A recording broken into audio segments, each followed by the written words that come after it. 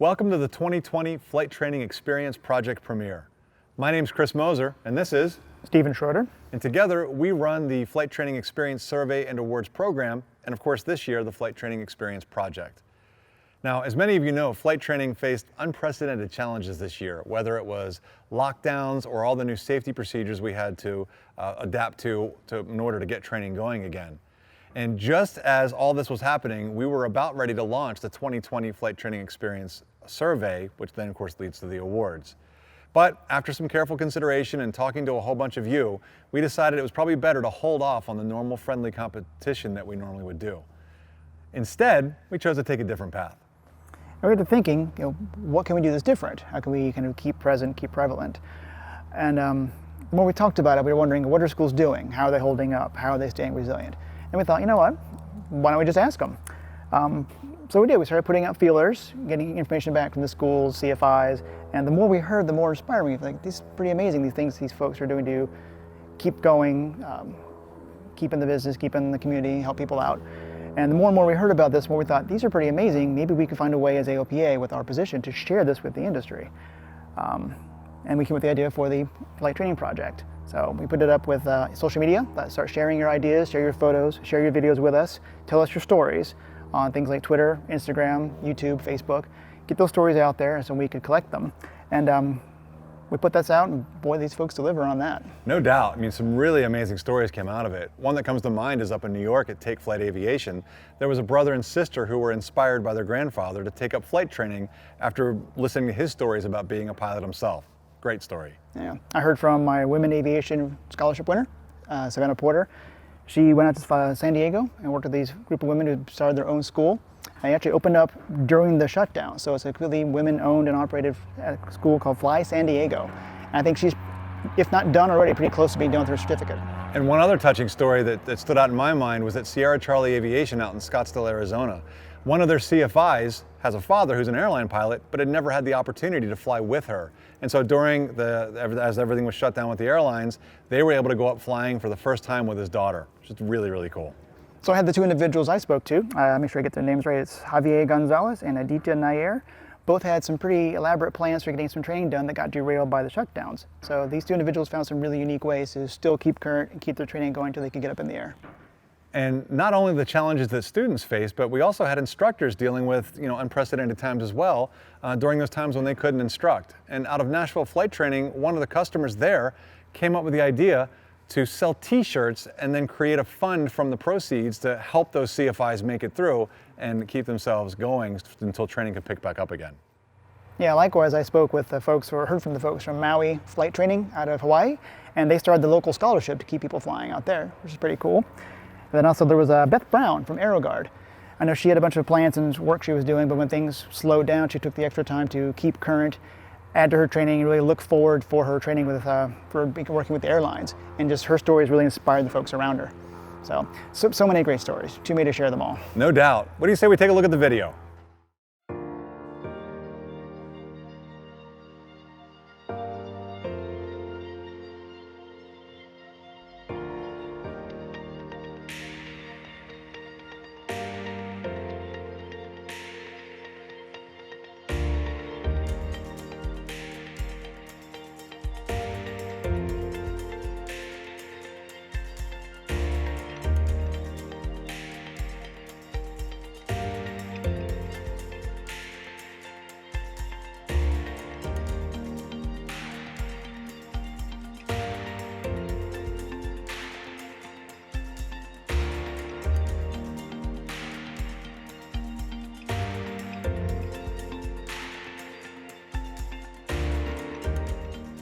Hi, my name is Wynn Allen. I started training about a year ago, got my license last fall.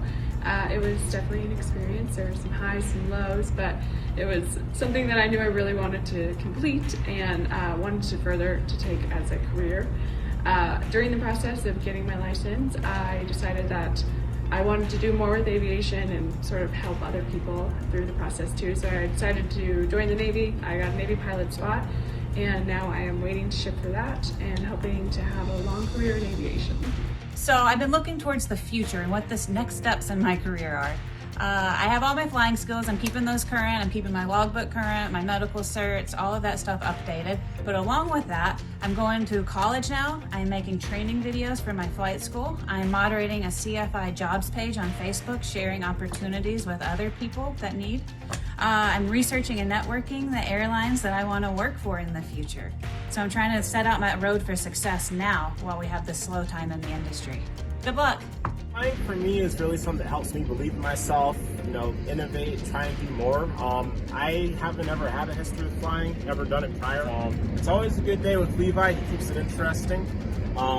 But yeah, no, loop-de-loops, swirls, turns, internal screaming, it's lots of fun. Now we've run into this huge roadblock again, and it's hard. I'm not gonna lie, it's hard, it's scary, but I can't give up. And you can't either, because it's inside us. I can't get it out of me. You probably can't get it out of you. We gotta keep going. Flying to me means spending more time with my grandfather. My sister and I are both pursuing our PPL so that we can share another hobby with our grandfather and spend more time with him and with the rest of our family to share this new adventure together.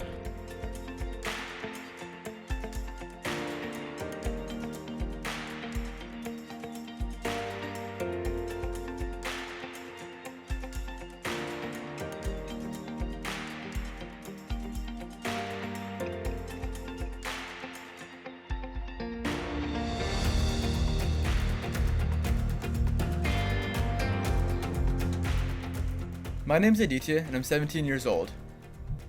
Ever since I was little, I had a passion for flying and aviation. As I got older, I fell in love with the design, physics, and mechanics of an airplane. I even designed and built several of my own model planes using just foam board and some electronics, and I flew them at local parks.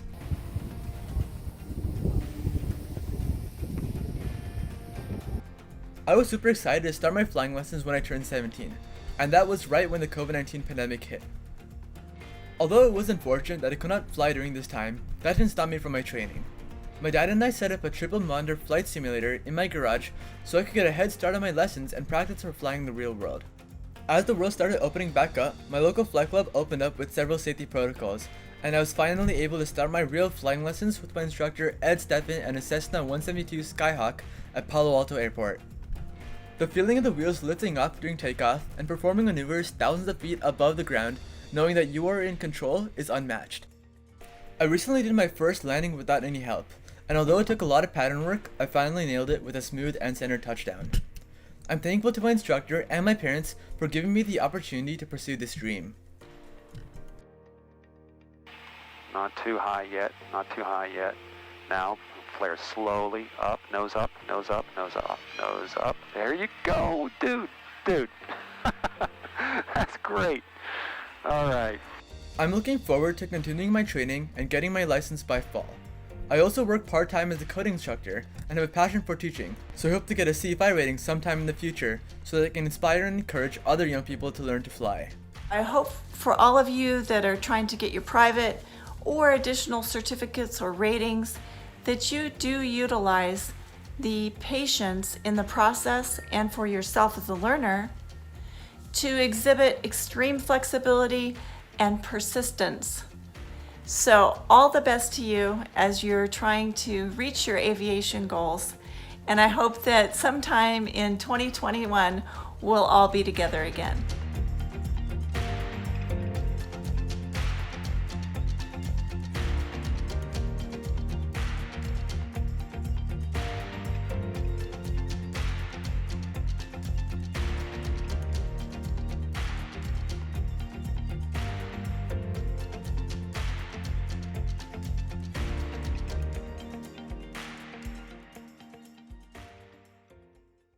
Hey, my name is Brian McClintock. I'm a pilot for United Airlines. Been there, what do we figure out, 35 years from flying 43 years.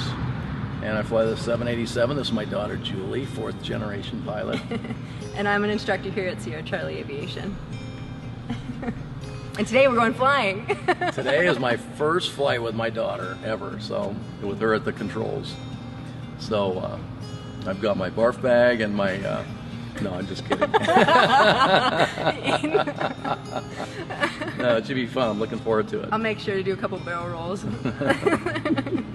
Yeah, I watched him growing up, and just seeing his passion and his excitement for flying just always motivated me and made me excited. So. Yeah, aviation definitely gets in your blood. Like when I was a kid, my grandfather and father would sit down and tell stories, and I would just sit and listen to them forever, and it just got in my blood early. Yeah, and he would always like tell stories. Like every night we'd have dinner at home. That was probably something that we always did, was have like a sit-down dinner, and you'd always bring up stories, like all history, like all plane stories, great-grandpap and grandpap. You'd always bring up different war stories with them. And yeah, they were pretty exciting days. I remember you teaching me a lesson on aerodynamics when I was like 8 years old at the kitchen table. So how do you feel about me being the only pilot in the family and I'm a girl? I think it's awesome, you know, it's awesome. There's lots of opportunities for women in aviation right now, you know, you'd be crazy not to take advantage of it. Really special, really special. I can't wait. It's going to be fun. It's really going to be fun. So if you love what you do, you never work a day in your life, and that's what's fun about flying. Yeah, but I'm really excited. I've been looking forward to this day for quite a while. Long overdue. Long overdue. I love you. Love you too. Yeah, it's going to be fun. Hangar time. Let's do it. 3 November Golf, turn left heading 160, runway 23 right, clear for takeoff. 160, 23 right, clear takeoff, 3 November Golf.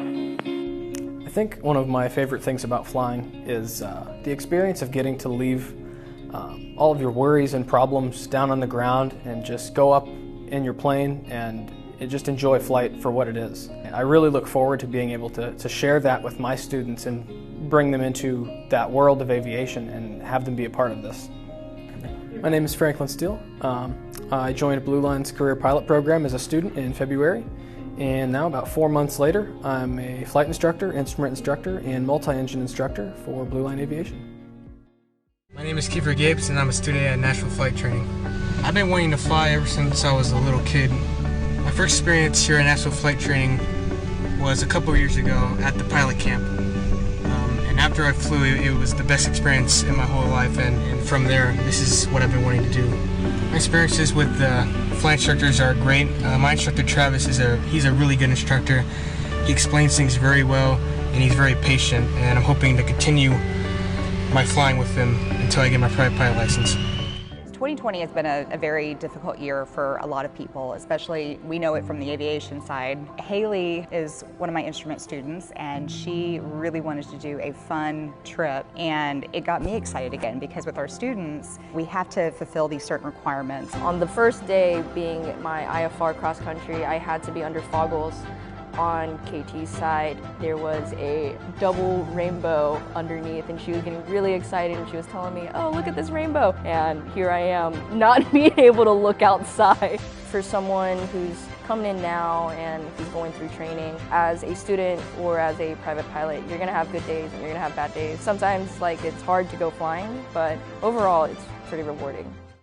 Pre-COVID, I was stuck in that interminable build the 50 hours of PIC cross-country time after your private check ride before you can get your instrument, just doing 1 to 2 flights a week, and then all of a sudden lockdown and you're not going to work anymore.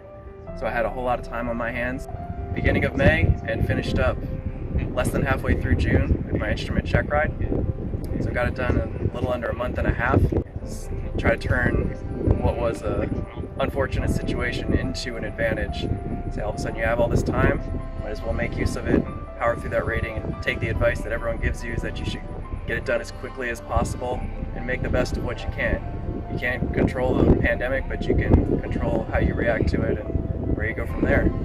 I was making great progress. In February of 2020, I was able to solo here at the Frederick Airport.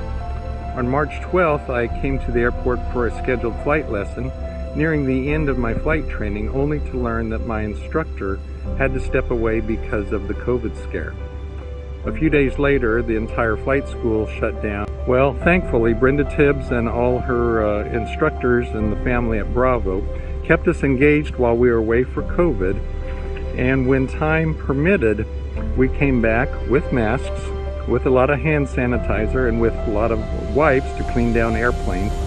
And I was able to achieve my lifelong goal of getting my private license in May of 2020. COVID-19 has been problematic for many, but it also has caused one flight school to be born. Now, in just 90 days, Leopard Aviation has over 50 students, 7 CFIs. 2 of them, Colton and Devin, are brothers. 2 of their students are sisters, brothers teaching sisters. As an active captain at United Airlines with over 30 years of flying, I wanted the best instruction I could find in the Scottsdale area. I rode backseat for one of my daughter's lessons, watching Devin instruct. I was quite impressed with his knowledge and particularly his teaching style. Leopard Aviation was born from a need to carve some order out of disorder, order that could then become an opportunity for many, and it has worked out well for all involved.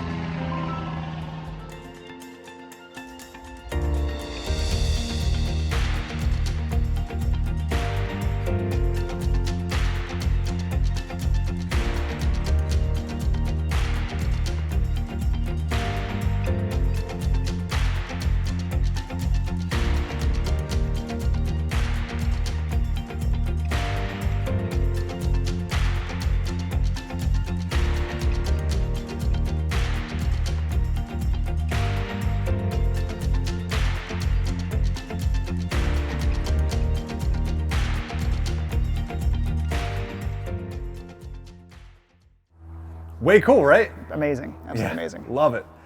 Well, the big thing we want to do is really put a thank you out there for all the folks that contributed to these stories. The people that were the flight students, the flight instructors, or flight schools who told us all about what was going on. And in fact, if you'd like to see their stories kind of in its raw format, go out and look on social media under the hashtag FTE Project, and you'll be able to see all the things that they turned into us. Especially want to thank all the folks at AOPA. They really got behind us on this project and were able to make this possible. Yeah, we definitely could not have done it without them.